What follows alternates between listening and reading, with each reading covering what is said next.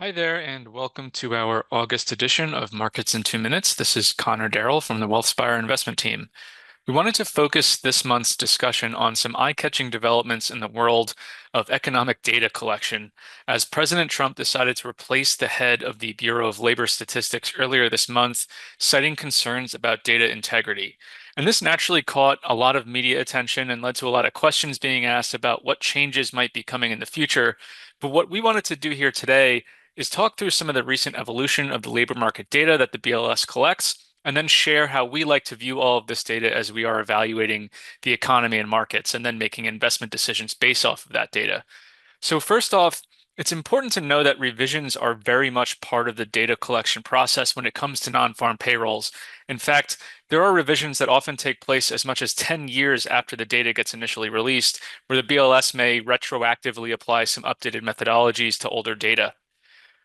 And what you're looking at here is the historical revisions that have been made to previous non-farm payrolls reports. And you can see that for a long time, those revisions tended to be to the upside. So they were sort of systematically underestimating the actual job growth numbers. In the past 5 years, though, we've seen that flip where those figures are typically revised downward at a later date. We've also seen that the variability has increased a bit with the revisions as well, right? We see that big spike there in 2022 before it sort of came back down to what appears to now be a steady state.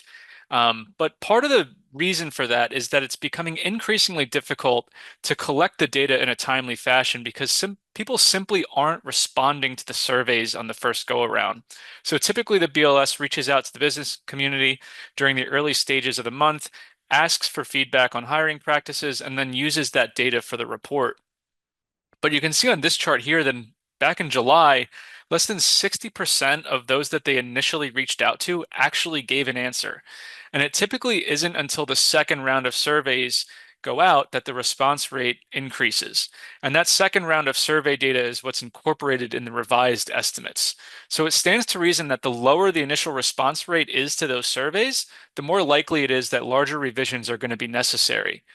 Luckily, as consumers of this data, we can turn to a variety of other reports to help us put the whole picture together. And so we aren't relying solely on the BLS to get an understanding of what's going on in labor markets.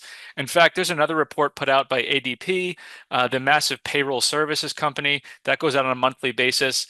And that was showing signs of weakness back in the spring and early summer, which suggested to us that maybe labor markets weren't quite as hot as initially suggested by the first round of BLS data. Point being, there's a lot of different data points that we look to help us understand what's going on in the economy. And it's important to know that those nuances in the data collection and process exist so that you can properly assess what's really going on under the hood. From our perspective, collecting as much data as we can to remain objective is a key focus. And we'll continue doing just that no matter who's in charge at the BLS going forward. So thanks again for tuning in, and we hope you all enjoy the rest of your summer. See you next month.